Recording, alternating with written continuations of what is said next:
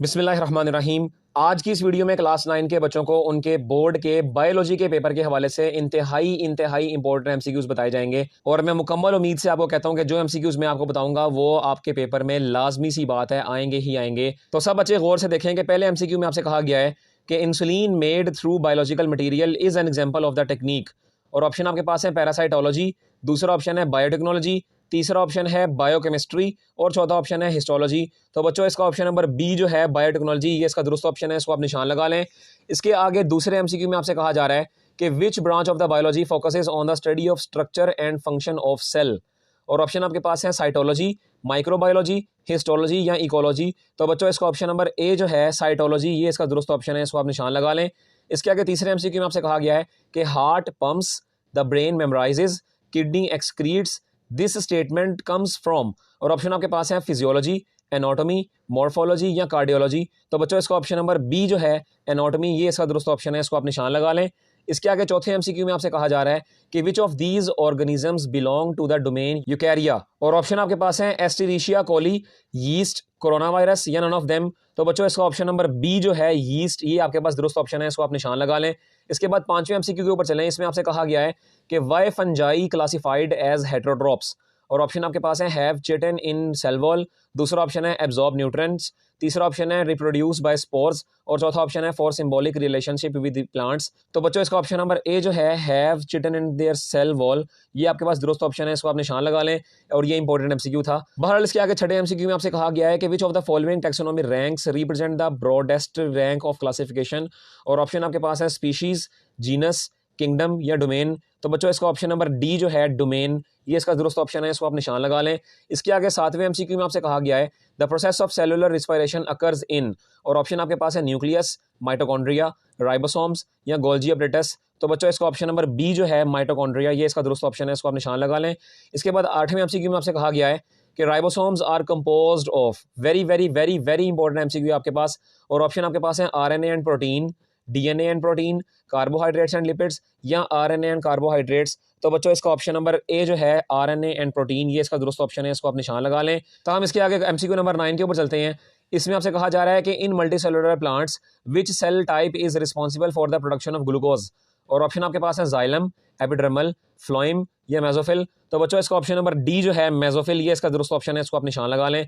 इसके आगे 10वें एमसीक्यू में आपसे कहा जा रहा है कि which of these are present on the surface of rough endoplasmic reticulum. और ऑप्शन आपके पास है राइबोसोम्स, लाइसोसोम्स, माइटोकॉन्ड्रिया या वैक्यूल्स। तो बच्चों इसका ऑप्शन नंबर ए जो है राइबोसोम्स, ये इसका दुरुस्त ऑप्शन है, इसको आप निशान लगा लें। इसके आगे 11वें एमसीक्यू में आपसे कहा गया है कि mitosis was first observed and described by. और ऑप्शन आपके पास है Carolus Linnaeus, Walther Flemming, Carl Woese या अगस्त वाइसमैन। तो बच्चों इसका ऑप्शन नंबर बी जो है वाल्थर फ्लेमिंग, ये इसका दुरुस्त ऑप्शन है, इसको आप निशान लगा लें। इसके बाद 12वें एमसीक्यू में आपसे कहा गया है कि why is meiosis 2 necessary after meiosis 1। तो बच्चों इसका ऑप्शन है आपके पास to replicate chromosomes, to reduce chromosome number, to separate sister chromatids या टू एंश्योर जेनेटिक रिकम्बिनेशन।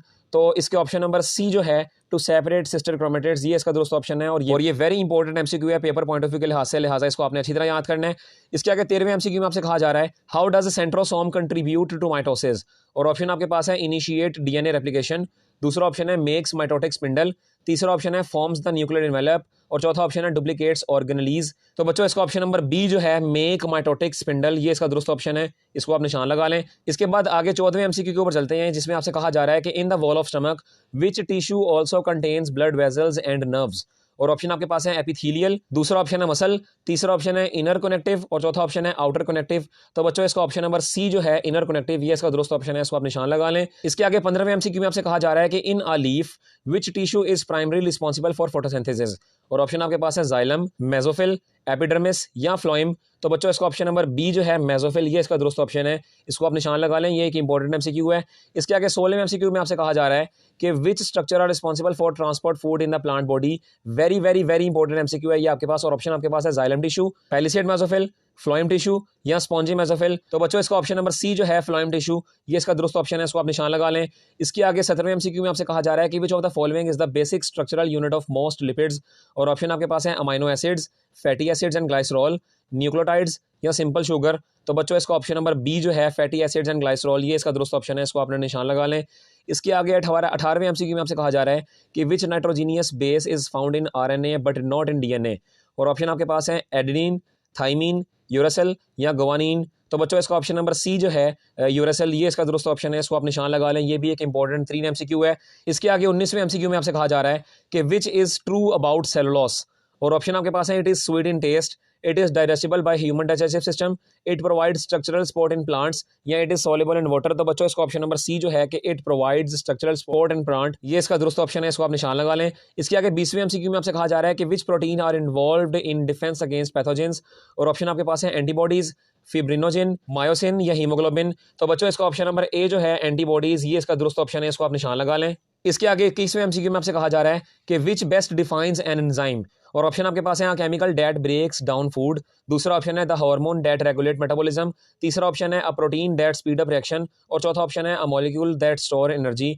तो बच्चों इसका ऑप्शन नंबर सी जो है a protein that speeds a reaction, ये इसका दुरुस्त ऑप्शन है, इसको आप निशान लगा लें। इसके बाद 22वें एमसीक्यू में आपसे कहा जा रहा है प्रोस्थेटिक ग्रुप आर, और ऑप्शन आपके पास है रिक्वायर्ड बाय ऑल एंजाइम्स, दूसरा ऑप्शन है प्रोटीन इन नेचर, तीसरा ऑप्शन है लूजली अटैच्ड विद एंजाइम्स, और चौथा ऑप्शन है टाइटली बाउंड टू एंजाइम्स। तो बच्चों इसका ऑप्शन नंबर डी जो है टाइटली बाउंड टू एंजाइम, ये इसका दुरुस्त ऑप्शन है, इसको निशान लगा लें। इसके आगे 23वें एमसीक्यू में आपसे कहा जा रहा है कि when yeast ferments glucose the products are, और ऑप्शन आपके पास है अल्कोहल एंड कार्बन डाइऑक्साइड, दूसरा ऑप्शन है अल्कोहल एंड वाटर, तीसरा ऑप्शन है लैक्टिक एसिड, और चौथा ऑप्शन है कार्बनिक एंड वाटर। तो बच्चों इसका ऑप्शन नंबर बी जो है अल्कोहल एंड वाटर, ये इसका दुरुस्त ऑप्शन है, इसको आप निशान लगा लें। इसके आगे 24वें एमसीक्यू में आपसे कहा जा रहा है how many ATP molecules are produced from one glucose molecule during anaerobic respiration, और ऑप्शन आपके पास है 2, 4, 12 या 36। तो बच्चों इसका ऑप्शन नंबर ए जो है 2, ये इसका दुरुस्त ऑप्शन है, इसको आप निशान लगा लें।